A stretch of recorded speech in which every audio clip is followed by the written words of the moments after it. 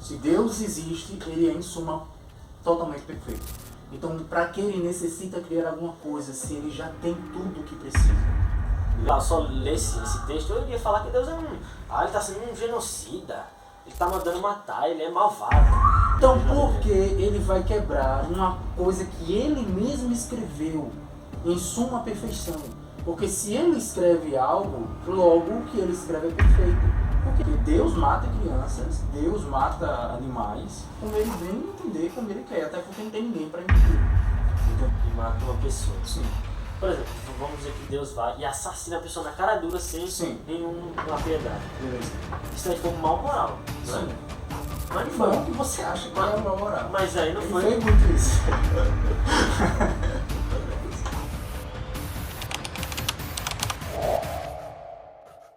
Mas enfim. E aqui, aparentemente, Deus é muito malvado aqui. Então vamos dar uma lida aqui. Guerra contra Amaleque. Vou ler a partir do versículo 2. Mas vou ler do 1 só para ter um contexto. Estava contando? Beleza. Samuel disse a Saul: foi a mim que o Senhor enviou para ungir-te rei sobre o seu povo Israel. Então aqui, o Senhor que está falando. Ouve agora a voz do Senhor. Está aqui. Assim fala o Senhor dos exércitos: vou pedir contas a Amaleque daquilo que fez a Israel, barrando-lhe o caminho quando estava subindo do Egito. Vai, pois, ataca Amaleque e volta ao interdito tudo o que lhe pertence, sem nada poupar. Sem nada poupar é tudo que tiver lá, ó. Vamos decepar tudo. Tiver bebê, o que for, tiver vida ali, vai decepar tudo, não vai sobrar nem animal, que é racional. E o que é que fala? E exatamente o que fala o texto, né? Matarás homens e mulheres, crianças e recém-nascidos, entendeu? Também bois e ovelhas, camelos e jumentos. Então a pessoa além daqui vai dizer: pô, Deus é mau, não tem como a justiça de Deus cair sobre aqui. Você pode argumentar, João, que Deus não foi sobre o juízo de Deus que caiu sobre ali, mas como é que o juízo de Deus vai estar aqui? Como é que o juízo de Deus vai se atribuir a uma criança recém-nascida que nem tem consciência? Aí a gente pode continuar no texto. Saul atacou os amalequitas desde Évila até Sul, que está a leste do Egito. Capturou vivo Agag, rei de Amaleque, e passou o restante do povo a fio de espada. Mas Saul e seus homens pouparam Agag. Assim, como o melhor do rebanho e do gado, os animais cevados e os cordeiros. Afim, tudo o que havia de melhor não quiseram voltá-lo ao interdito. Só aniquilaram o que era ordinário e sem valor. Ou seja, aqui, primeiro, eu já vou falar logo de cara que essa linguagem de 1 Samuel 15, do 2 ao 5 ou ao 4, é uma linguagem hiperbólica, como eu falei bem no começo. E como é que eu sustento esse meu argumento? Porque aqui disse o quê? Que Deus não ia poupar nada. Nada, aqui está falando homens, mulheres, no plural, recém-nascidos, bois, tudo, Deus não ia poupar nada. Deus ordenou isso. Mas aqui já está dizendo, Agag foi capturado. Então Agag foi poupado. Os animais, como o gado, os animais cevados e os cordeiros. E aqui está dizendo novamente que não quiseram voltar ao interdito. Eles só aniquilaram o que era ordinário e sem valor. Em outras traduções diz que não eram pessoas inocentes. Agora vamos lá em Samuel 27. Aqui. Davi e seus homens saíam e faziam excursões entre os Gessuritas e Gessitas e os Amalequitas, povos que habitavam a região que vai de Telém, na direção de sul até a terra do Egito. Davi assolava a terra, não deixava com vida nem homem nem mulher, arrebatava ovelhas e vacas, jumentos, camelos e roupa, e retornava com tudo a Aquis. Agora vamos ao 30.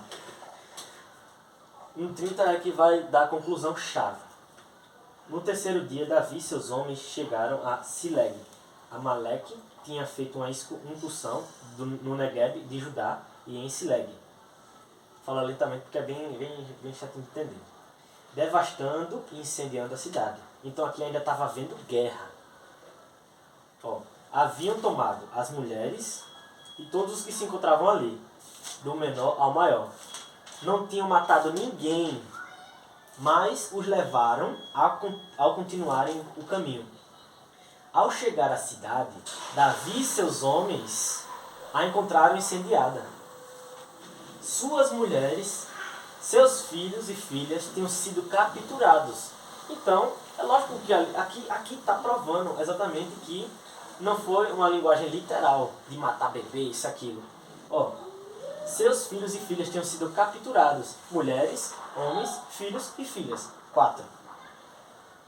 Davi e os que estavam com ele ergueram suas vozes e choraram até lhe faltarem lágrimas. Também 2 mulheres de Davi, Aquinoã de Jezael, Abigail, mulher de Nabal de Carmel, tinham sido capturadas.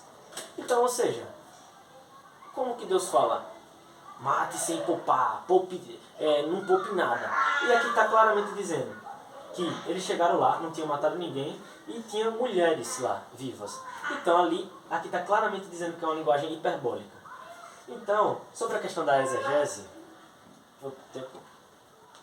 na questão da exegese, a gente tem que entender que se eu fosse um leigo que não estudasse nada e fosse pegar aqui e visse que aqui, só lesse esse texto, eu iria falar que Deus ele está sendo um genocida, ele está mandando matar, ele é malvado. Então, já fiz uma parte da exegese e vou fazer um pouco mais. A única conclusão lógica e racional é que, embora o texto de 1 Samuel 15 esteja expresso em termos abrangentes e universais, homens, mulheres e crianças, exterminou o seu povo, o destruíram por completo, isso nada mais é que um exagero de linguagem, um recurso conhecido como hipérbole, sobre o qual teremos muito a falar mais à frente. O texto presumivelmente diz a respeito apenas ao extermínio do exército amalequita, naquela região específica, mas para exaltar o triunfo que se expressa em termos universais, não como quem quer enganar o leitor, mas como quem sabe que o leitor compreende a hipérbole. De todos os textos do Antigo Testamento que traziam a ordem de matar mulheres e crianças, poucos parecem tão claros quanto estes, como que eu repeti aqui, 1 Samuel. Após a ordem pela boca do profeta Samuel, Saul atacou os amalequitas por todo o caminho, desde Ávila até Sur, a leste do Egito. Capturou vivo Agag, rei dos amalequitas, e exterminou seu povo. Mas Saul e o exército pouparam Agag, e o melhor das ovelhas e dos bois, os bezerros gordos e os cordeiros. Pouparam tudo o que era bom, mas a tudo que era desprezível e inútil, destruíram por completo. Como está em 1 Samuel 15, capítulo 15, versículos 7 ao 9. O texto diz: exterminou o seu povo, o destruíram por completo, dando a entender que apenas o rei Agag foi poupado. Contudo, nem mesmo Agag sobrevive, como o texto continua. Então Samuel disse: traga-me Agag, os reis dos amalequitas. Agag veio confiante, pensando: com certeza já passou a amargura da morte. Samuel, porém, disse: assim como a sua espada deixou mulheres sem filhos, também sua mãe ficará sem seu filho entre as mulheres. E Samuel despedaçou Agag perante o Senhor em Gigal.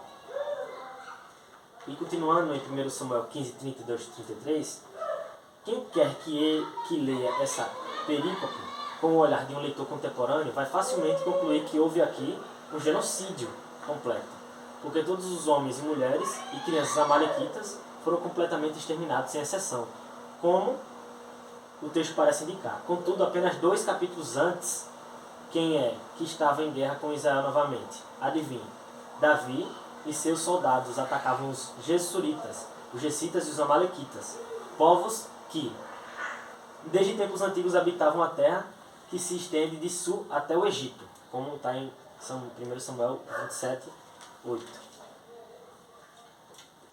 Não vai dar para continuar, tem mais uma justificativa aqui, mas é exatamente isso. Se você for ler numa linguagem só de ler, você não vai entender, você tem que fazer exegese. É um exemplo só, isso daqui que eu tenho. Primeiro, vamos lá. A gente tem que saber diferenciar entre exegese e hermenêutica. Tem que saber essa diferenciação.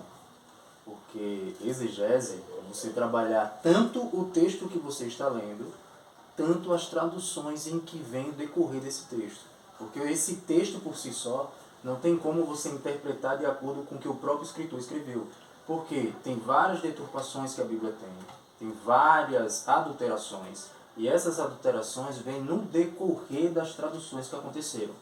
Então, exegese é você buscar o que de fato, se de fato o texto é dessa mesma forma. Hermenêutica é você analisar o texto que está na sua frente. Quando você pegou 1 Samuel 15, você citou sobre o versículo 3, eu vou ler aqui. Vai, pois, agora, invade Amaleque, condena-o ao anátema, consagrando ao Senhor para a destruição de tudo quanto houver na terra, em que habita. Não tenhas piedade dele e de seu povo. Mata homens e mulheres, crianças, recém-nascidos, bois, ovelhas, camelos e jumentos e por aí vai.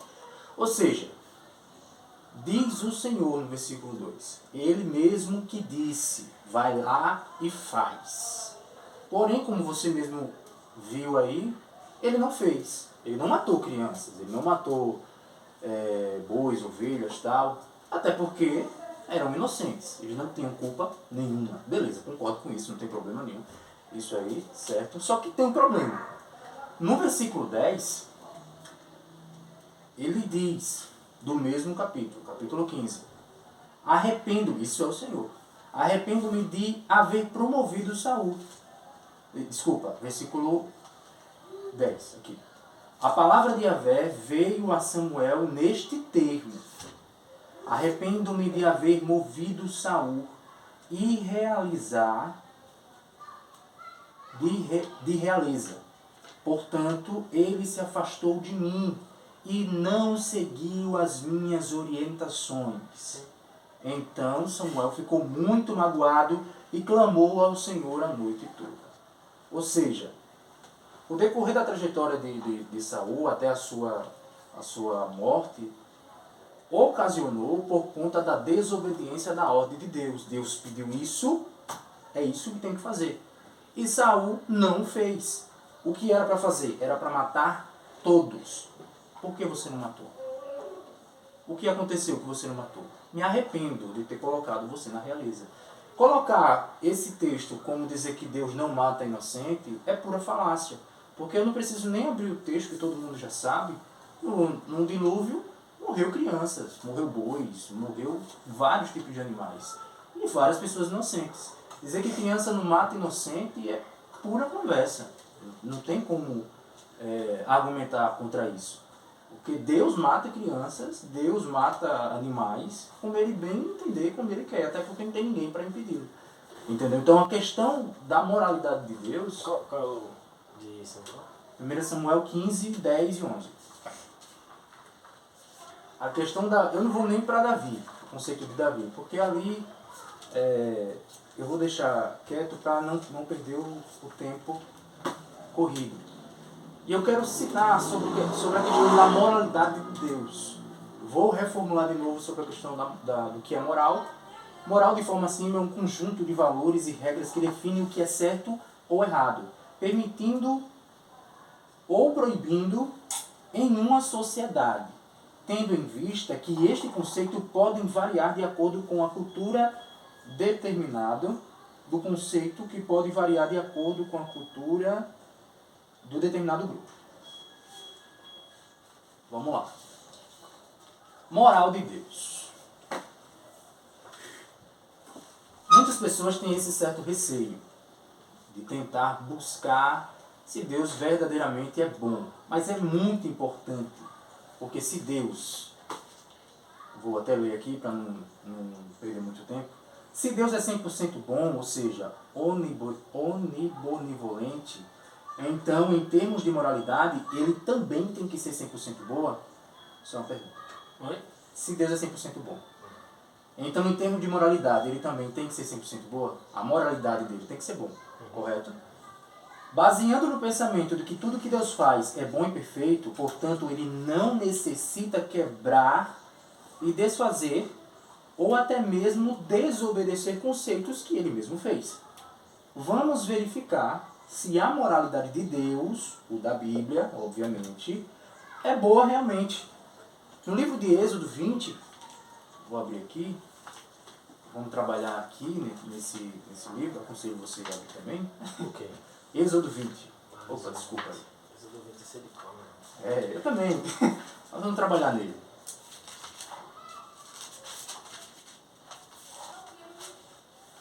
Pronto. Êxodo 20. Já caiu nele. E Deus falou todas essas palavras. Sou eu, Yahvá, o Senhor, teu Deus, e te fez sair da terra do Egito e da casa da escravidão. Certo? O livro de Êxodo 20 relata o próprio Deus falando uma lei para o povo. Lei esta que foi escrito com seu próprio dedo. Isso é chamado de antropomorfismo. Mostrado em Êxodo 32:16. Se quiser ver, fica à vontade. E que posteriormente foi refeito, mas mantendo a mesma essência que estava escrito. Êxodo 34. No Êxodo 20, no capítulo 2, mostra que Deus não gosta de escravizar para com o seu povo. Ou seja, Deus não gosta que o povo dele seja escravo. Certo? A ponto de libertar das mãos dos egípcios. O que é uma coisa boa. Isso aí todo mundo concorda. Correto? Então, um ponto. Tudo bem. Vamos para 3-6. Não terá outros deuses além de mim. Não fará para ti nenhum ídolo, nenhuma imagem esculpida, nada que se assemelhe ao que existe lá em cima, nos céus, ou embaixo na terra, ou mesmo nas águas que estão debaixo da terra. Não te prostrarás diante desses deuses, e não servirás. Portanto, eu, o Senhor Deus, sou um Deus ciumento, e puno a iniquidade dos pais sobre os filhos, até a 3ª e 4ª geração do que me odeia. Do verso 3 ao 6, ele retrata alguns problemas que se deve analisar. Este versículo mostra que Deus tem uma observação tão grande por esse povo, uma obsessão tão grande por esse povo, a ponto de ter um ciúme doentio. Ou, como a psicologia chama, de um tipo de ciúme patológico. E que acaba prejudicando, caso o ciúme seja ativo, até a 3ª e 4ª geração, como punição severa para estas pessoas. Foi qual já? Esse aqui eu estou lendo o resumo do 3 e 6. Certo? Outro ponto é que Deus da Bíblia terá ciúme da pessoa que adora outro Deus, que não existe. Porque, de acordo com a Bíblia, os outros deuses não existem. O único Deus é Ele. Isaías 45:6 relata isso. Salmo 86:8-10 relata isso. E ele mesmo retrata em várias passagens que é o único Deus. Isaías 45:18. O mesmo capítulo que a gente está trabalhando. Vamos para o versículo 13. Não assassinarás. Esse aqui é maravilhoso. Não assassinarás. É de uma ignorância tamanha para com Deus. Pois, de acordo com Stephen Wills, editor do site A Bíblia Anotada do Cético, o Todo-Poderoso Deus é responsável por 2.270.665 mortes na Bíblia. Enquanto a coisa ruim, o diabo, ostenta em seu currículo de maldades apenas 10 eliminados. Claro que sem contar o dilúvio. Porque no dilúvio, quando ele pediu a Noé para construir a arca, cerca de 30 milhões de pessoas teriam sido varridos do mundo. Mas, como é um total difícil de estimar, só somei as mortes cujos números são especificamente citados na Bíblia, diz Stephen Wills. Verso 14, não adulterarás. O verso 14 não pode ser como um ato para Deus, já que não é caso, Deus não é casado. Para a maioria dos que professam a Bíblia, maioria. Porém, ele não fez nada para evitar o adultério de Davi. Dá uma paradinha aí, vamos ler um pouco de Davi? Eu gosto. Vê aí, por favor. 2 Samuel 11. 2 Samuel 11. Vai. Pronto. Detalhe. Davi estava, vou resumir aqui para você entender, depois se você quiser pode analisar o texto tranquilamente. Davi tinha terminado de almoçar, tirou um cochilo, levantou e foi olhar o seu reino. E viu uma mulher lá chamada Betseba que estava tomando banho. Ele se interessou. Só que Betseba era casada. Um ponto muito interessante aí. E era um dos melhores soldados dele, o marido dela, que era Urias. Outro ponto interessante, que eu acho que eu vou citar aqui, mas vamos lá. Davi desejou saber quem era ela, quem era aquela mulher. Ou, ao que lhe informaram, o nome dela é Betseba, tanto faz, filha de Eliã e esposa de Urias, o teu servente. Voltando aqui. A ponto de ter um assassinato. A ponto de ter um assassinato. Ou seja, Davi mata... Não, só estou lendo aqui para você entender. A ponto de ter um assassinato. Vê aí o verso 15. Escreveu Davi a sua missiva.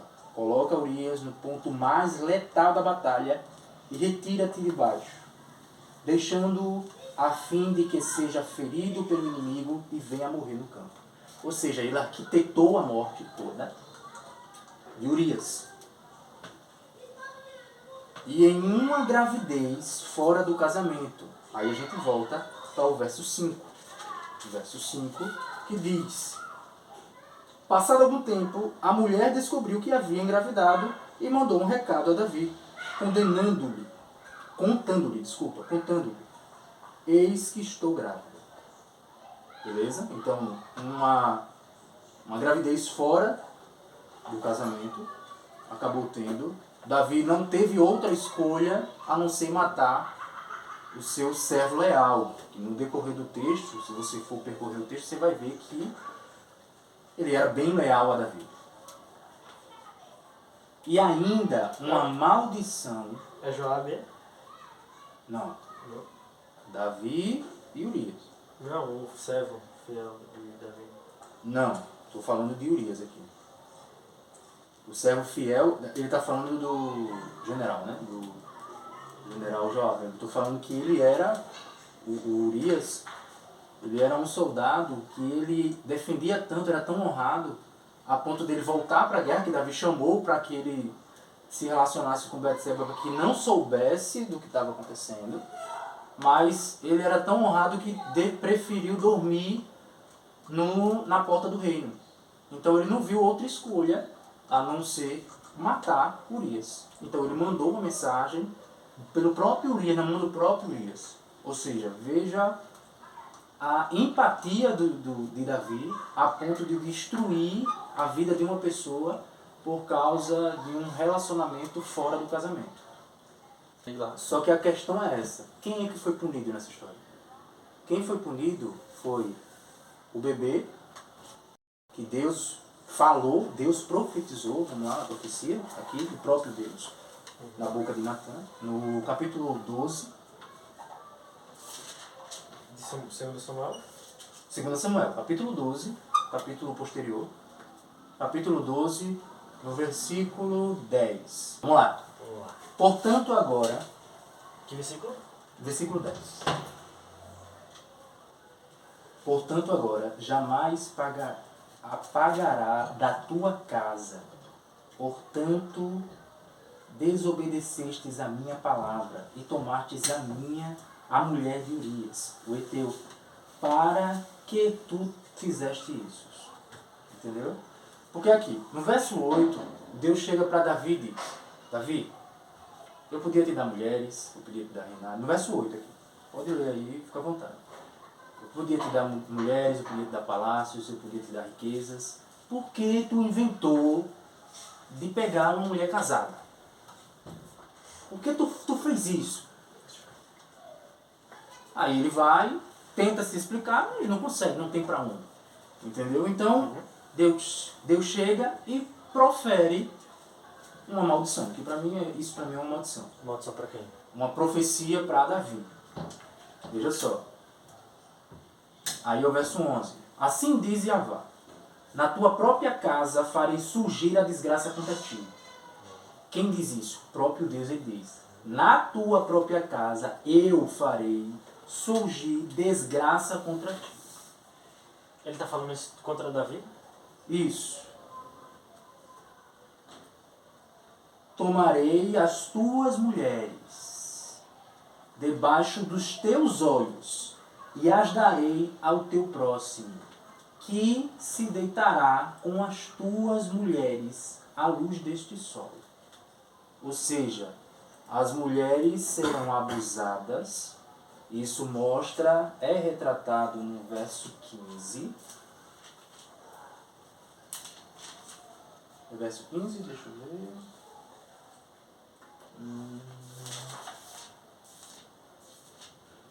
Qual o versículo que está falando que ela foi abusada? Abusada. É o 17, deixa eu ver aqui. Aqui. Verso 16, capítulo 16, verso 22. O cumprimento da profecia do próprio Deus. Posso ler? Pode ler. Armaram, pois, para Absalão. Tô certo?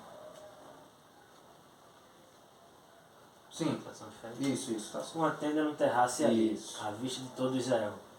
Ele vinha abusar das concubinas de seu pai. Uhum. Ora, os conselhos que dava Aquitofel, né? Não, já acabou. Então, Já? só o verso 22 já mostra o que aconteceu. Eles armaram uma tenda para todo o povo pudesse ver o abuso que estava acontecendo ali. Então, o próprio Deus chega e manda não adulterar. Mas ele mesmo prepara essa armadilha. Ele mesmo, o Senhor, ele fez isso. Então, ele usa de conceito da moralidade do homem para fazer o que ele quer. Se ele usa essa moralidade, quem garante que não foi ele que criou? Por quê? Como é que ele vai usar uma coisa que ele detesta? Tá entendendo? Ele odeia o pecado, mas ele faz com que as pessoas pequem, porque ele mesmo fez. Ele matou uma criança indefesa, inocente, pelo pecado do pai dele, que era Davi, e a mãe dele, que era Betseba. Os dois continuaram, ele morreu de velhice. Betseba não sei o decorrer da caminhada, entendeu? Até porque não demonstra o que acontece, mas tudo bem. Então vamos voltar para Êxodo 20. Vou terminar aqui, Êxodo 20. Eu não vou ver os versículos. Se quiser dar uma olhada depois você dá, eu passo a xerox para você. Quem quiser ver no canal, dá um pause e vê os versículos. Eu não sou o dono da verdade. Estamos aqui para descobrir a verdade aqui, né? Vamos que vamos. Vamos que vamos. Vamos lá, vamos continuar, né?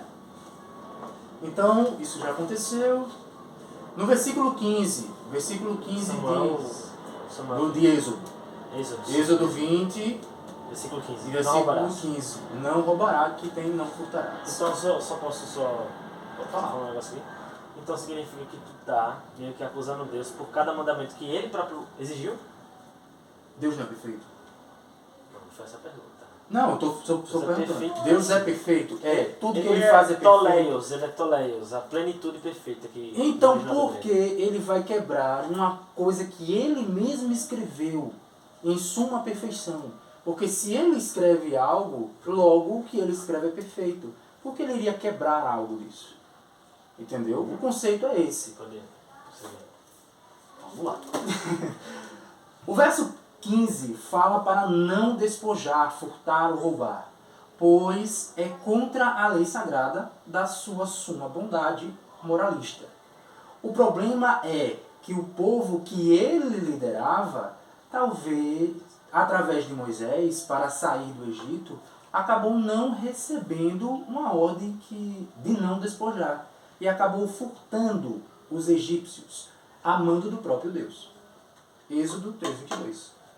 O verso 16 fala de forma... Êxodo 3:22. 3:22. Se quiser, pode ficar à vontade. O verso 16 fala de forma simples. O verso 16 de Êxodo 20. Deus roubou, né? Não, o povo roubou. A mando de Deus. Fala de forma simples. Pede para não mentir sobre o teu próximo. Porém, o Deus que é moralmente bom e tem um espírito que profana a mentira na boca dos seus profetas e que está no meio dos anjos, pode. Entendeu? Deus é moralmente bom e tem um espírito, ele tem um espírito que profana a mentira na boca dos profetas e está no meio dos seus anjos. E isso daí 1 Reis 22, 20 e 23. Então, Deus, ele meio que incentivou, incitou as pessoas a mentir ali. Deus, ele tem um espírito chamado espírito da mentira. Sim. Entendeu? Na verdade é um espírito que profana a mentira na boca dos seus profetas. Entendeu? 1 Reis o quê? 1 Reis 22, 20 e 23. Vou continuar aqui, você pode ficar à vontade, né? Entendeu? Uhum. Com tudo isso, Deus é moralmente bom? Uma pergunta que eu deixo para você. Pergunta? Quer falar agora ou depois? Ou quer que eu termine? Depois eu anoto aqui. Pronto. Se Deus é moralmente bom, Sim. Justiça de Deus. você sabe minha resposta. Eu acho que sim. Segundo alguns cristãos, a justiça de Deus é ampla, plena, divina, sagrada. A justiça de Deus não é fazer todas as pessoas iguais, porque as pessoas não são iguais. A justiça de Deus é dar o que é de direito a cada um. Mas como ver uma boa justiça divina quando o próprio Deus pede para matar recém-nascido, em 1 Samuel 15:3? Ou como ver justiça em um Deus que pune uma criança com doença e morte por causa do erro dos seus pais? 2 Samuel 12:18. Aquela lá. Talvez muitos veem com justiça mulheres grávidas serem mortas. Samuel quanto? 2 Samuel 12:18.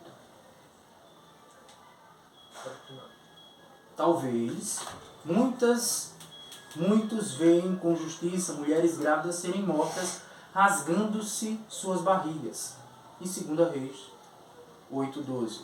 Ou quem sabe abusar sexualmente de meninas virgens seja algo justo para este que dá carta branca para os seus soldados. Número 31, 17 e 18. Além dele articular uma orgia em público... 31, 17, 18? Isso. Além dele articular uma orgia em público para todos verem o seu abuso sexual coletivo em 2 Samuel 16, 18, que a gente acabou de ler. Sem esquecer que nesta mesma profecia que Deus mandou está o abuso de irmãos, incestos. Está na mesma profecia citada. Como confiar em uma justiça que o próprio juiz, numa justiça em que o próprio juiz odeia mentiras e acaba proferindo mentiras? Isaías 17:1. Pode anotar aí, fica à vontade. Mentira? Isso. Bota aí, mentira, Isaías 17:1.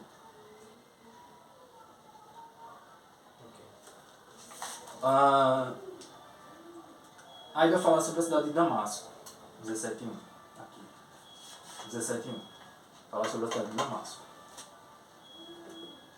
Não me parece que a boa justiça de Deus seja apenas bom vendo isso que aceita e defende. A maldade em Deus, em Gênesis 3:22, e está na sua exigência, pois se ele fosse bom, não faria o que ele mais odeia, que é contenda entre irmãos. 6,19 cita que Deus, tanto paz e mal, é uma pergunta.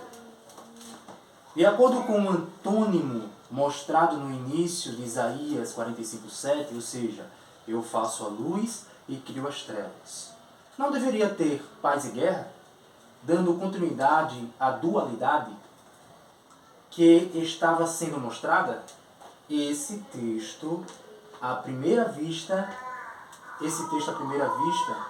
quem tem um senso crítico mostra uma certa incoerência. Então, paz significa shalom, certo? E um antônimo de shalom, de shalom é milkshamar, que é mal, certo? E bom é um antônimo de mal.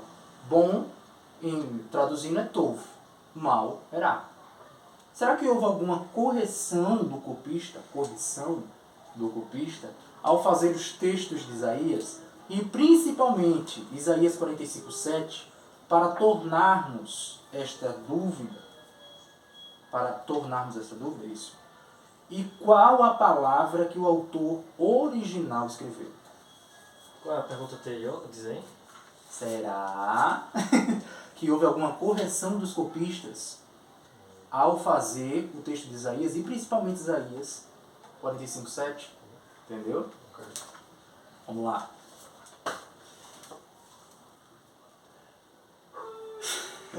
Bara, criar. Certo? O vocábulo bara tem unicamente como sujeito desta ação na Bíblia Deus. O único ser que quando você vê no texto bíblico criar, se você vê o sujeito, é Deus. Não tem nenhum outro na Bíblia que tenha o vocábulo criar, bara, na Bíblia que não seja Deus. Entendeu? Então, se tem criar, Deus está no sujeito. Não tem problema. E tem como significado criar do nada, trazer à existência aquilo que ainda não existe. Mas, claro que deve-se entender o contexto de onde esteja este vocábulo. Assim, respeitar as 7 construções verbais. Pode falar. Eu posso, tipo assim, já que depois de você vai ser eu e vai acabar, posso fazer uma pergunta quando tu Pode. tem tempo? Pode. Ó, a primeira premissa é Deus não criar nada. Sim. A segunda é criar pessoas que não podiam escolher nem o bem nem o mal. Nesse caso não iria existir o mal, mas todos nós seríamos basicamente robôs. Por criar pessoas que não poderiam escolher nem o bem nem o mal, que é como muitos ateus querem. Não todos, mas muitos. E a terceira premissa é criar um mundo em que as pessoas podem escolher o bem e o mal. Seria bem melhor, né? Pois o bem, ele superaria, querendo ou não, o mal. Então, qual dessas três premissas? Vamos para o primeiro. Não criar nada. Não criar nada. Seria mais lógico. Por quê? Deus, em suma, ele é totalmente perfeito. Isso aí a gente não tem como discordar disso, certo? Se Deus existe, ele é, em suma, totalmente perfeito. Então, para que ele necessita criar alguma coisa se ele já tem tudo o que precisa? Ele é total em perfeição. Qual a necessidade de criar algo? Entendeu? Mas vamos lá, ele criou. Certo? O que já é um problema lógico. Mas tudo bem. Por que é um problema lógico? Ele é suma perfeito, ele não precisa de nada. Ele não necessita de nada. Você colocar que Deus precisa ser adorado é uma necessidade para Deus. Você colocar que Deus necessita criar algo, ou ele criou algo, sendo que ele não precisa criar nada, é um problema lógico para a situação. Deus ele precisa da gente para fazer as coisas? Não. Mas ele precisa da gente? Não. Para quê? Por exemplo, Para que Deus precisa de anjo? É uma pergunta? Para que Deus precisa de Ó, anjo? Eu posso atribuir também a questão dos anjos e também a nós humanos. Sim. Por quê? Muitas coisas que os humanos fizeram, Deus poderia ter feito. Por exemplo, os evangélicos, tanto católicos quanto evangélicos, eles sempre oram assim: Meu Deus, que o Senhor possa enviar anjos da guarda para aquela casa. Mas por que enviar anjos da guarda se Deus é todo poderoso, onipresente, onipotente, já pode estar lá? Sim. Entendeu? Só que Deus ele não precisa, mas Ele quer que a gente vá fazer parte dessa comunhão com Ele. Então, se ele quer, ele tem uma necessidade, ele tem um querer. Uma necessidade. Sim. A necessidade de querer. Logo, ele não é, em suma, 100% perfeito. Isso quebra o seu conceito. Entendeu? Não tem como. Olha, se Deus, ele é perfeito e não necessita de nada, porque ele precisa fazer algo. Ele não necessita de anjos, ele não necessita do homem, ele não necessita do mundo. Ele não precisa disso. Mas mesmo assim, o Deus da Bíblia criou. Criou para quê? Para adoração a Ele. Então, a necessidade de adoração. Está entendendo o contexto? Logicamente, não dá para entender Deus. Deus criou seres para o adorá-lo. Mas adorar, para quê? Qual é essa necessidade? Qual é o problema dele não ter nada? Está entendendo? Porque, em suma, ele é todo perfeito. Ele não precisa de nada. Mas, mesmo assim, ele criou. A segunda pergunta. Vai continuar nessa ou vamos para outra? Não, são premissas, entendeu? São, a primeira é não criar nada, ou criar pessoas que não podem escolher nem o bem nem o mal, entendeu? Elas iriam ser robôs, ou criar do jeito que ele criou. Vamos lá, Deus criou. A questão é a origem. Mas tu tava falando de quem mesmo? Criar. Deus criou. Beleza. Bara. Entendeu? Se Deus criou o homem sem escolha do bem e do mal, então Deus também ele não tem que ter bem e mal. Porque tudo que ele criou está em sua essência. Essencialmente, Deus não pode ser bom nem mal. Agora, se ele cria algo bom, em essência ele também é bom. Ele não vai criar nada do que não existe nele. Tá entendendo? Essencialmente, se existe algo bom é porque Deus... Exatamente. Se existe algo bom é porque Deus é bom. Porém, se existe algo mal, é porque Deus também é mal. Então, no contexto... No contexto lógico, o bem e o mal existem. É óbvio. Isso é óbvio. Certo? Então, se existe, quem criou? O próprio texto aqui mostra. Deus. Eu crio o mal. Mas beleza. No contexto aqui está um adjetivo, como um termo de calamidade. Só que no decorrer nós vamos ver se na verdade é calamidade mesmo. Porque se não houver deturpação, você está certo. Se houver deturpação, tanto quem corrigiu, que com certeza corrigiu por algum motivo, certo? Tanto você está errado. Entendeu? Porque esse contexto de criação só se dá a Deus. Só se dá a Deus. Ninguém cria. A gente modifica. Se eu criar um carro, eu tô... Você modificou a matéria. Você não criou. Isso aqui não foi criado. Isso foi modificado em matéria. O que significa modificar? Isso aqui já foi alguma coisa. Vamos lá. Um vidro. Um vidro já foi areia. Mas quem criou a areia? Foi Deus. Um puta Deus. Certo? Deus criou a areia. Porque criou do nada. Criou do nada. Isso aqui não foi criado do nada. De repente apareceu um copo. Não. A gente precisou de uma matéria. Entendeu? Então só a gente modificou a matéria. Entendeu? Tá bom. Tava no... Deu pra entender isso aí, né? Eu tava nessa questão de criar. Pronto. Qual é o terceiro? O terceiro é o que aconteceu. O Deus que aconteceu. criou, Deus criou o mundo Vamos lá, vamos... em que as pessoas podem escolher o bem ou o mal. Certo. Vamos para Gênesis 3. Gênesis 3, 22. Deus criou livremente. Isso. 3, 22. Então declaro, Yahvá Deus, eis agora o ser humano se tornou como um de nós, conhecendo o bem e o mal. Então Deus, ele sabe o bem e o mal. Ele conhece o bem e o mal. Logo, ele também tem a maldade nele. Porque conhecer, você só conhece quando você busca. Eu só sei desenhar, só conheço o desenho porque eu treinei, eu abdiquei. Então, em essência, eu sou um desenhista. Entendeu? Logo, Deus também é mau. Vamos lá. Mais alguma? Posso continuar? Muito obrigado.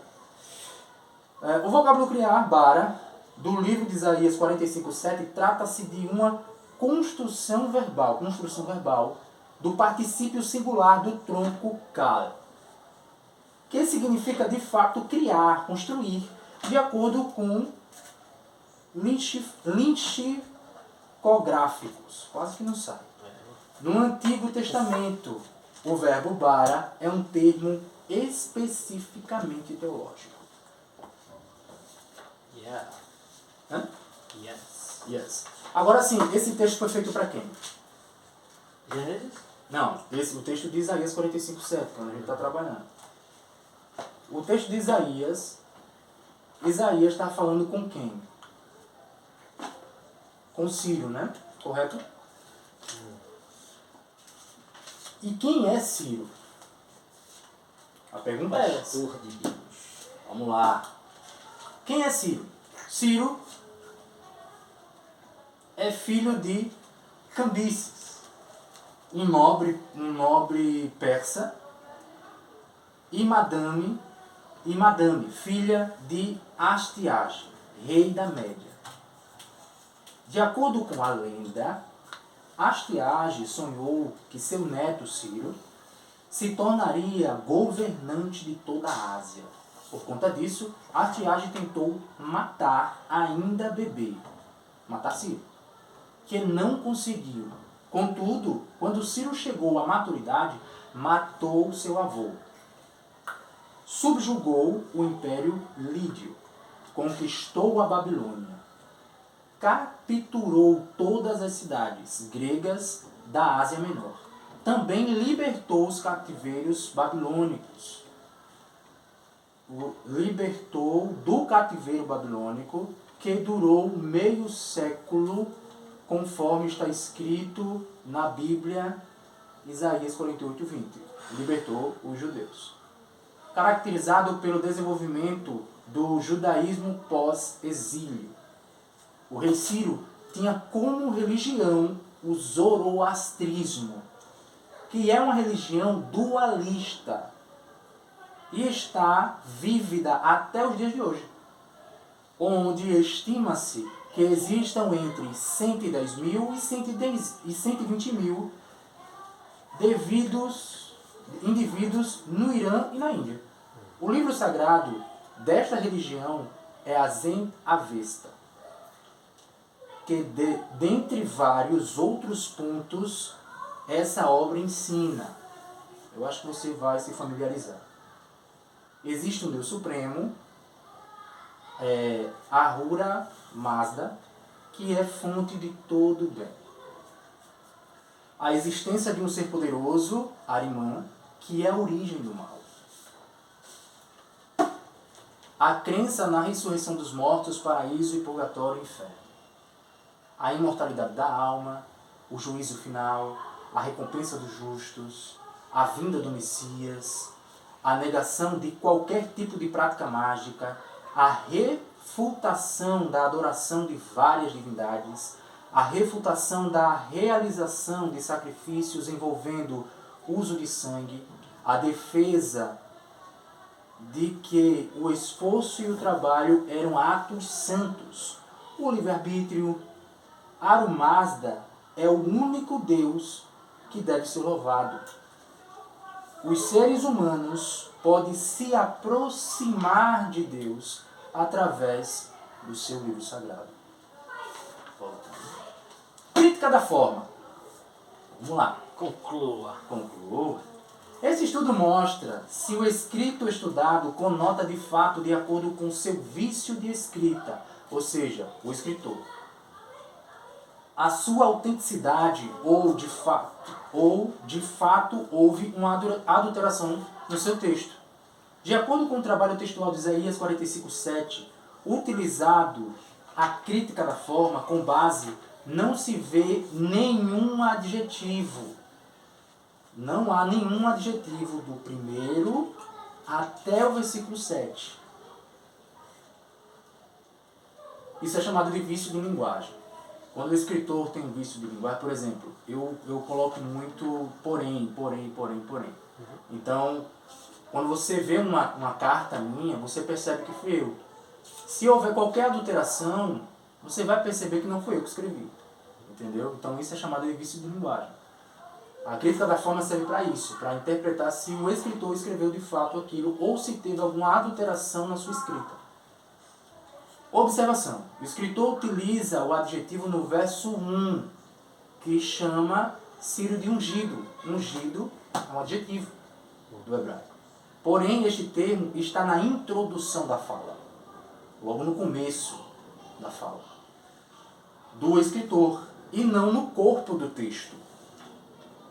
É tão notório que os estudiosos entenderam que após a palavra linchirro, inicia-se o texto de fato. Aqui vem ungido dele, né? Ungido dele. Esse ponto aqui, o linchirro, é para fazer as duas pontuações da língua portuguesa. Entendeu? Essa imagem é tirada da Bíblia interlinear. Está claro que colocaram o mal como adjetivo para minimizar, suavizar o vocábulo, já que quem está criando é Deus. E o texto 7 mostra dualismo por substantivo. Mas vamos procurar, vamos ver. Entendeu? Aqui eu coloquei Isaías 45:7 da Septuaginta. E o termo mal no grego é kaká. Kaká. Lembrou de alguém, né? Lembrou de alguém, né? O vocábulo kaká nada mais é do que um adjetivo neutro plural do grego, que deriva de kakos. Ou seja, na Septuaginta, mal mostrado pode ter qualquer sentido, tanto natural, físico quanto moral. De acordo com Talkpo, qualidade moral, kakos, descreve alguém que tem um mau caráter ou comportamento. Você está fazendo uma exegese de Isaías, né? Isso, garoto. Vamos lá. Para piorar, o dicionário grego de Bill Mosen diz que o vocábulo pode se traduzir com maldade moral, crime, aflição, perverso, enganador, inútil e muitas outras contrações citadas. Ou seja, nesse texto aqui, no grego, pode-se dizer que Deus cria o enganador, Deus cria o perverso, entendeu? E todo esse contexto, claro, baseado no contexto, né? Mas vamos lá, o contexto aqui eu estou citando o mal, vamos ver depois o paz, certo? Além de que kakos é aplicável para qualquer gênero, ou seja, masculino e feminino, graças à sua neutralidade, sem contar a sua pluralidade, que quer dizer que pode ser tanto mal, no sentido singular, quanto males, no sentido plural, reforçando ainda mais a questão de conotado todos os males, neste texto, de acordo com a Septuaginta. Está entendendo, né? Delimitação textual. Esse símbolo aqui é chamado de setumar. Certo? Delimitar o texto que quer analisar é de suma importância. Uma delimitação correta para entender o que o escritor quer dizer e sim uma melhor interpretação do texto. A isto nós chamamos de perícope. Você até citou sobre a perícope, né? Você falou aí, perícope e tal. Acho que foi o que você escreveu. Eu ouvi perícope, não estou falando doido. Em que momento, hein? Logo no começo.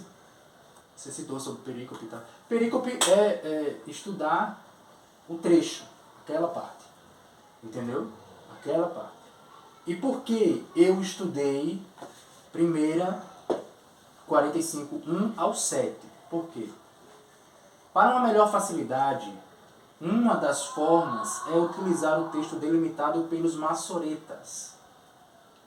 Um grupo de escribas judeus que dividiu os textos em porções chamado de parashá, que academicamente são chamados de perícope, onde suas porções é delimitado através de uma consoante chamada setumá. Certo? Então tá do versículo 7 até o versículo 1. Eu não botei o versículo 1 porque não é necessário, mas é até aqui.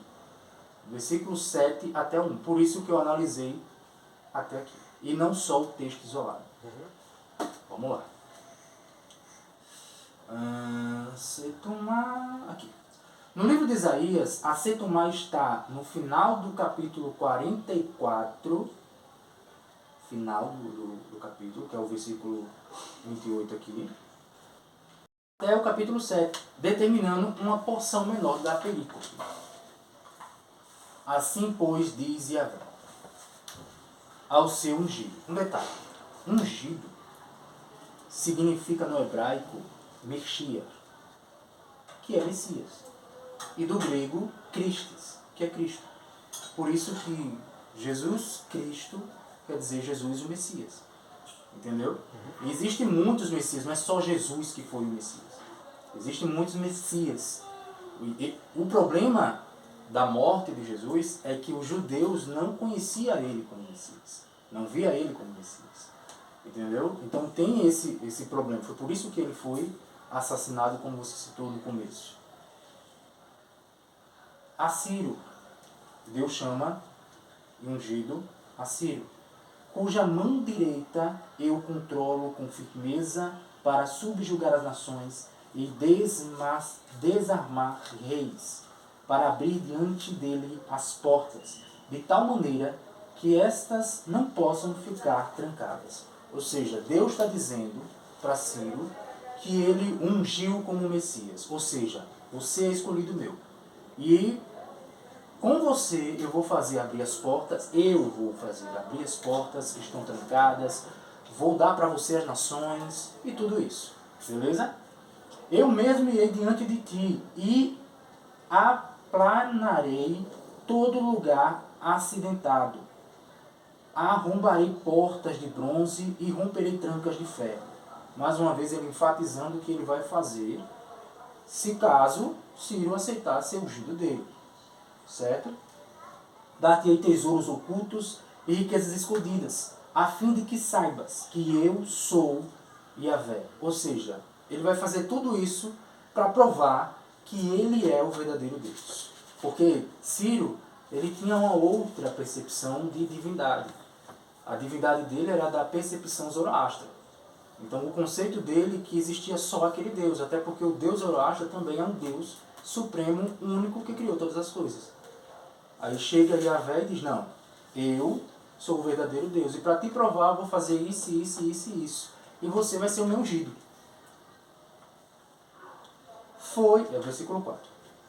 Foi por causa do meu servo Jacó, por causa de Israel, o meu escolhido, que eu te convoquei pelo teu nome. E te concedo um título de grande honra, embora não reconheças quem eu sou. Deus lembrou dos patriarcas e do povo do patriarca, e por conta disso chamou ele, mesmo que ele não conhecesse. É isso que está querendo dizer. Se quiser parar, perguntar, pode ficar à vontade. Né? Eis que sou Yahvé, o Senhor, e não existe nenhum outro. Lembra que Ciro era Zoroastra, que ele acreditava em um Deus Supremo, ele acreditava que existia um Deus Supremo. Tá aqui, olha aqui. Mazda é o nome do miserável. Ele acreditava nessa divindade, um Deus onibenevolente. Entendeu? Só que chega o Senhor judeu, o Senhor dos judeus, e diz, não, eu sou o único Deus. Só existe um e não há outro, e sou eu. e eu te escolhi. Além da minha pessoa não há Deus. Eu te cinjo e te concedo poder, ainda que não percebas quem eu sou. Para que saibam todos, do nascente ao poente, não há ninguém além de mim. Eu sou eterno e não existe nenhum outro. Aqui ele ainda enfatiza sua soberania suprema de divindade. Eu sou o único Deus, Ciro. Não existe outro. Amém, amém. Aí vem o versículo 7. Eu formo a luz e crio as trevas. Por quê?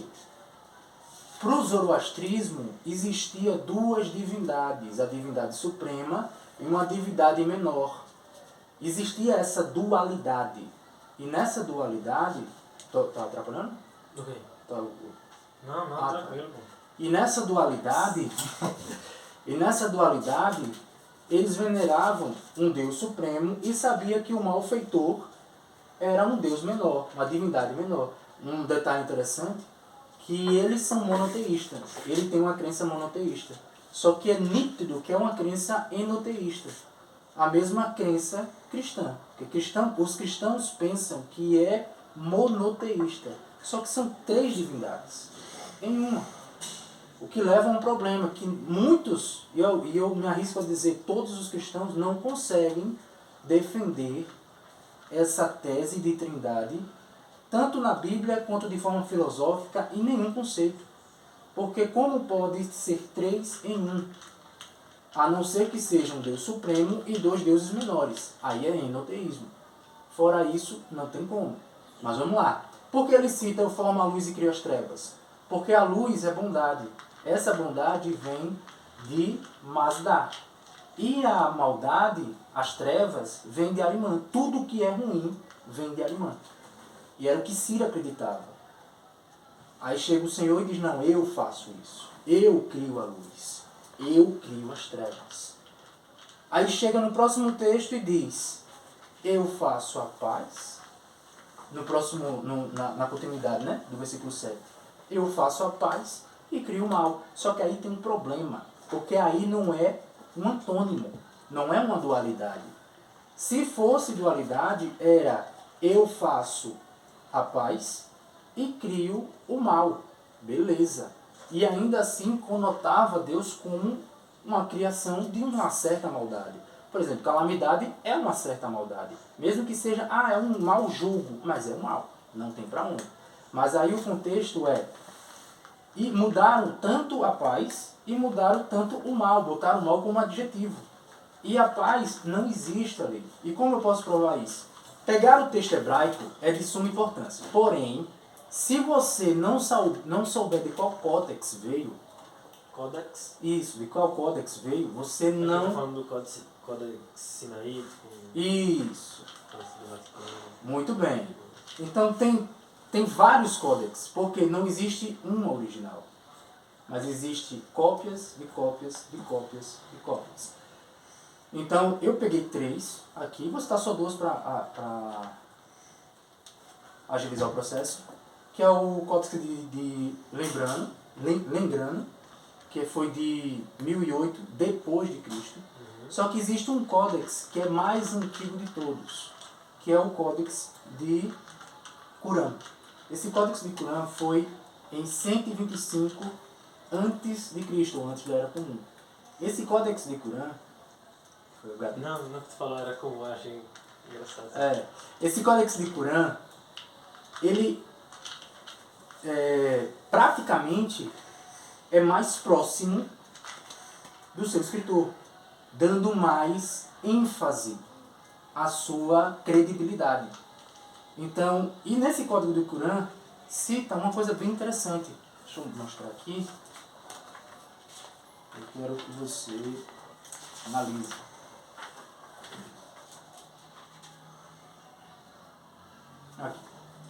Aqui eu coloquei para você ver. Bom, tov, irá, mal. Aqui, todos eles, se você quiser ver de Alepo, está aqui. E mostra Shalom. Mostra Shalom. Olha aqui. Shalom e Ra. Mostra lá. Beleza? Tranquilo. Só que foi 930 depois de Cristo.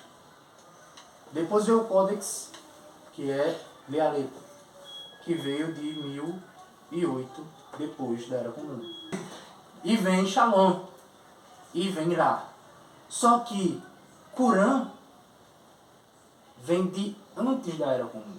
125 antes da Era Comum. E de 25 antes da Era Comum é o mais Isso aqui vai ficar comigo? próximo. Eu vou mandar para você, todos eles. Pode ficar à vontade. Sim. E 125 antes da Era Comum é o mais próximo que nós temos. Porque assim, questão de lógica. Vamos lá. Isaías, ele é antes ou é depois de Jesus? É para responder? Sim. Antes? Antes. Isso aqui foi tudo depois de Cristo.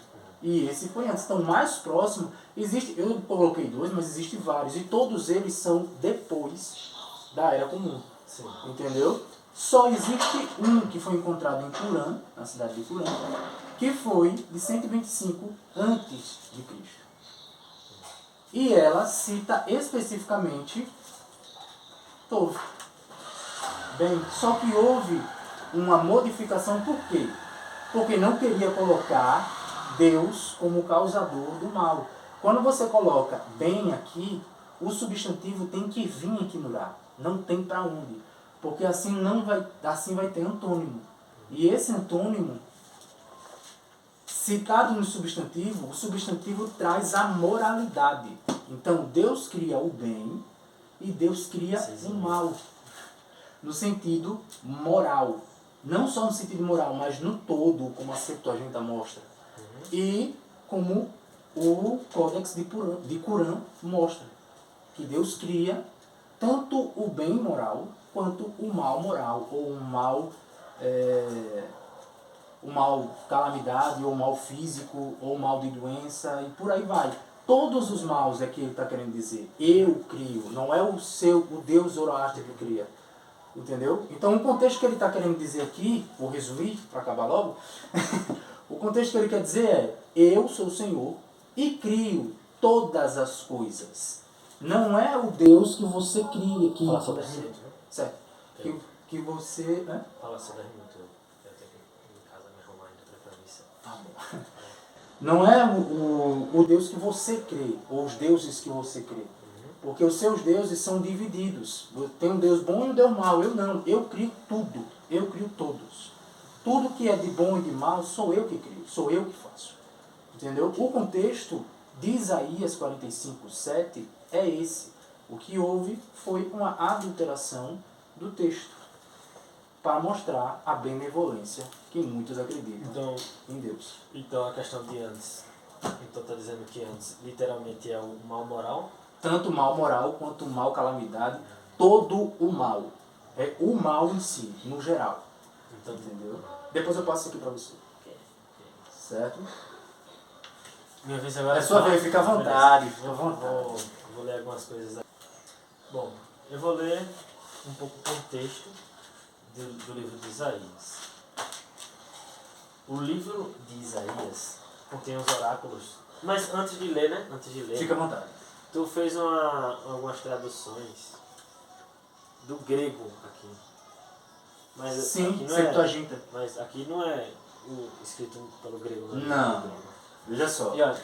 A transliteração veio dos maçoretas, traduziram e modificaram algumas coisas. Essa transliteração teve várias traduções. Como você utilizou várias bíblias, sim, eu utilizei várias traduções para entender o que cada autor quis dizer.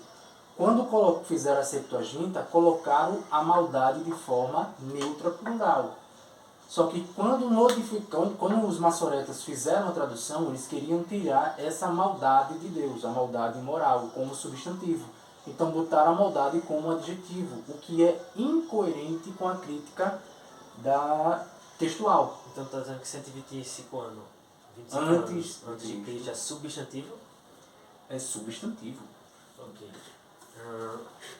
O livro de Isaías, né? Ele contém os oráculos do profeta Isaías, filho de Amós, Sim. que viveu por volta de 700 anos antes de Cristo. Sim. Confere? Sim. Bem como de outros profetas que retomaram os seus pensamentos em circunstâncias novas, constituindo a chamada escola isaiana, fortemente ligada à casa de Davi, a dinastia davídica. E o povo de Jerusalém, as escrituras isaianas, correspondem a três momentos cruciais: as invasões dos assírios, Sim. o exílio babilônico e a restauração do povo depois do exílio. Antes de serem coletados pelo fim do quarto século a.C., os escritos foram completados com textos mais recentes, especialmente os Apocalipse isaianos, que está lá em Isaías 24, 27 e 34 e 35. Isso aí no quarto século a.C. É difícil sobreestimar a importância do profeta Isaías para a tradição cristã. O Novo Testamento o cita mais do que os Salmos. Sim. O texto sobre o servo, sofredor, humilhado, enaltecido, lá em 52, 13 e 53, 12, é a chave da cristologia do Novo Testamento. Só um detalhe, aí não é Jesus não. Só um detalhe, aí não é Jesus não. Okay. Mas continua. Por que não é Jesus? Porque ele fala sobre o servo sofredor aí e cita que é uma profecia dele para Jesus, entendeu? Tá bom. Só que aí não é não. Sim, mais ou menos conforme os acima citados períodos de composição, o texto atual de Isaías é dividido em três partes, né? Sim. Cada qual marcada por um profeta principal. Cada parte inclui também matérias mais recentes que procuram atualizar a mensagem do profeta principal. Primeira parte é o proto-Isaías, né? 1 a 39. O grande profeta Isaías, que deu seu nome à escola isaiana, zelou pela justiça e pelo temor de Deus, junto à casa de Davi, durante mais de 40 anos, desde o tempo do rei Osias, por volta de 740 a.C., passando por Acás, até nos dias de Ezequias, 700 anos antes de Cristo. Nos seus dias, Jerusalém viu-se em perigo diversas vezes, por volta de 735 a.C., quando Acás, rei de Judá, temia sofrer as consequências da aliança de Arã e Israel contra a Síria, a qual ele se aliou. Guerra sírio-efraimita, depois da conquista de Samaria pelos assírios, 722 a.C. Quando no reinado de Ezequias os assírios se apresentaram repetidamente diante das portas de Jerusalém, 712 e 701 a.C. Segundo a tradição, Isaías foi martirizado pelo sucessor de Ezequias, o ímpio rei Manassés. Seus oráculos originais se encontraram em 1 Isaías até o 30, misturados aos Apocalipses de Isaías 24, 27 e 34, 35, e outros textos mais tardios. Por exemplo, os oráculos sobre a queda da Babilônia, em Isaías 13 e 14, compostos depois do exílio babilônico. Então, tem também eu acho que é um ossuário que eu fui dar uma pesquisada, porque eu vi um debate do Oliveira com o Daniel, que é católico, aí ele falou de um ossuário lá. Só que esse ossuário tem uma parte que ele não é autêntica. Mas esse ossuário também ele é bom para provar que Jesus, histórico, ele existiu. O ossuário ele fala de Jesus, filho de Davi, etc. Depois fala que Jesus teve irmãos e tudo mais, que passou pelo Tribunal de Israel, que até 2012 considerava autêntico, em 2003 ele passou a desconsiderar autêntico alguns trechos que ali foram adicionados. A segunda parte, que aí já parte do princípio um pouquinho mais, né? De 40, Isaías 40 até 55, que já também pega Isaías 45. Né? No tempo do exílio babilônico, 586 e 538 a.C., provavelmente no âmbito de exílios, um díquio discípulo interpreta a situação à luz da tradição profética de Isaías. O resultado é uma coleção de profecias de extraordinária beleza chamada o Livro da Consolação de Israel, presidindo dos complementos ulteriores, os oráculos que constituem o cerne desta parte foram proferidos entre as primeiras vitórias de Ciro, rei da Pérsia, por volta de 550 a.C. E sua vitória definitiva e conquista de Babilônia em 539 não é mencionado o Edito de Ciro, de 538 a.C., que incentivava a volta dos judeus para sua pátria, como está lá em 2 Coríntios 36, 22 e Esdras 1, do 1 ao 3. A esses oráculos misturaram-se os 4 cânticos do servo do Senhor. 42, 1 ao 4, 49, 1 ao 6, 50 e 52 e 53 capítulos. Sobre cuja origem e significado não há unanimidade. Trata-se de um indivíduo, do povo coletivamente ou de ambos ao mesmo tempo. O segundo Isaías pode ser dividido em 2 blocos maiores, ambos permeados pelos cânticos do servo. Aqui, Deus libertador de Israel, que é 40 e 48, e 49 e 55, restauração de Israel e salvação universal, que está lá também em cânticos. E tem a terceira parte, né? Mas não está pegando 45. Beleza. Aqui, vou chegar ali ainda. Primeiro Isaías. A obra de Deus, o Deus que age. A visão inaugural, 6 e do 1 ao 6, apresenta o Deus glorioso aclamando pelos serafins como santo, santo, santo. Ele executa os planos que concebe e faz das outras nações instrumentos em suas mãos. Tema que os profetas ulteriores repetirão.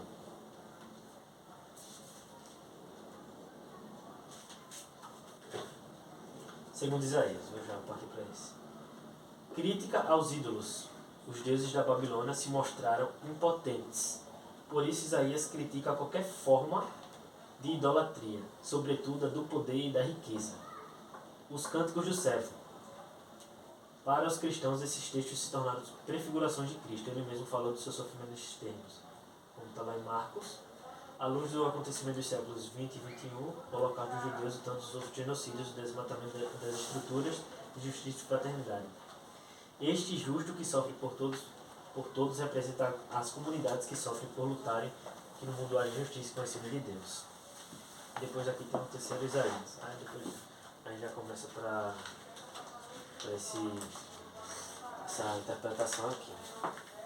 Bom, eu tinha falado para tu de Samuel, não estou fugindo aqui de Isaías, né? Sim. Eu tinha falado de Samuel. Sim. E de Samuel também não tinha ficado tão claro qual a sua resposta, porque não teve nenhuma prova, ao contrário de que a questão era ali uma hipérbole. Então, sobre a questão de Isaías 45, quando a gente faz essa luz da interpretação, um tradutor, por exemplo, a tradução oficial da CNBB, quando ela vai traduzir, isso aqui são anos de estudo, Sim. entendeu? Sim. E ele, o que é que ela busca? Ela busca exatamente o que a pesquisa que você fez, que é o original mesmo lá no hebraico. Entendeu? Sim. Então, tipo, tem vários tipos de traduções. Tem essa tradução aqui, tem essa tradução protestante aqui, que é meio ruim. Desprezando a Bíblia protestante. Esse é uma metade. Aí tem essa daqui também da tradução oficial da CNBB. Sim, sim. Entendeu? Que é uma tradução um pouco mais de estudo.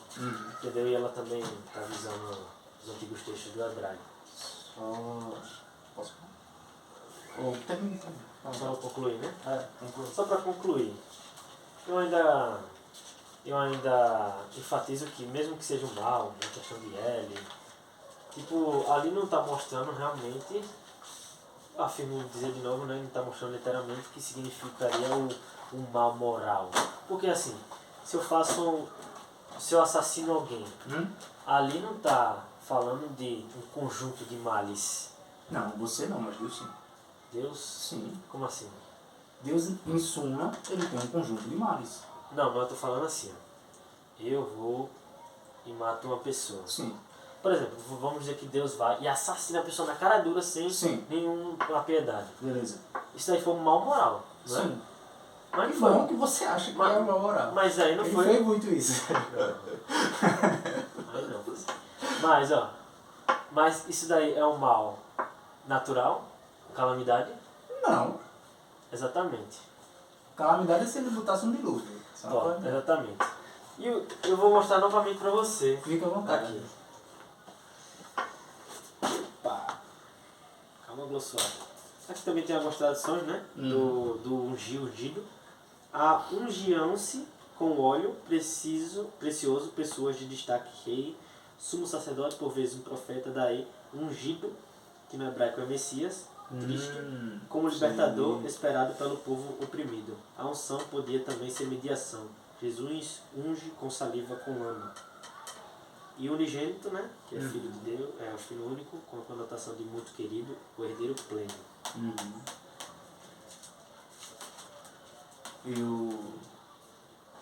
Posso explicar uma coisa? Pode explicar. Obrigado. Vê só. Você falou que existe várias pessoas que estudam esse conceito e tal, não menosprezando essas pessoas, só que tem um problema muito grande, e foi até você mesmo que colocou. A questão da fé.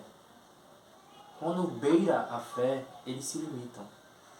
Essas pessoas acabam se limitando. Quando você coloca que a divindade em que você crê é 100% bom e vem um texto que tenta quebrar essa divindade de bondade, ou você modifica, como foi mostrado aqui, ou você modifica a interpretação.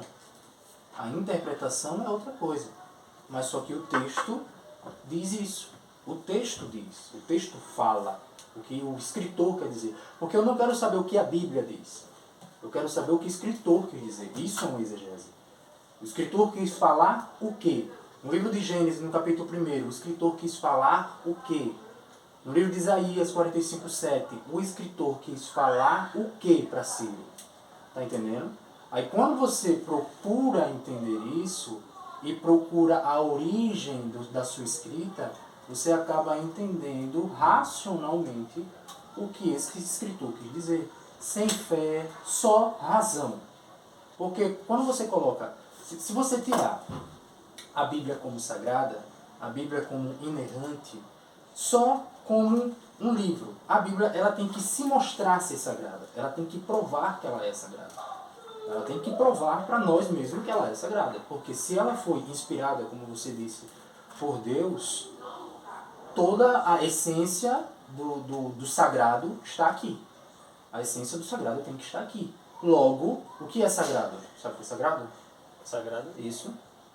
Algo sagrado, conceito de sagrado. Sim. Não sei explicar o conceito de sagrado, mas eu sei o que é sagrado. Não, Não sei explicar o conceito sagrado de é sem erro. Sem erro. Aquilo Perfeição. aquilo que não tem erro. E quando você coloca na sua interpretação, aí vem contradições. Porque tem até contradição de interpretação.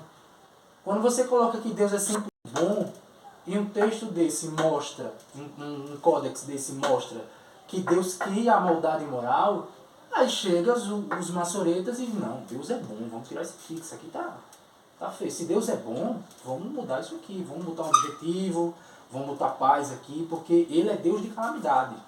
E os outros aceitam, tranquilamente. Por quê? É sua crença, sua base de Deus. Então ele está dizendo que Deus é um Deus de calamidade, que ele criou a calamidade?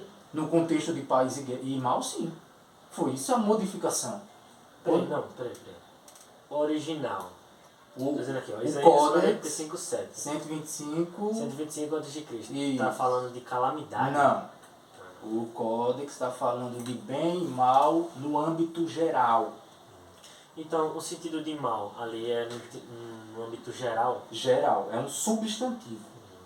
Um substantivo que conota como uma maldade moral.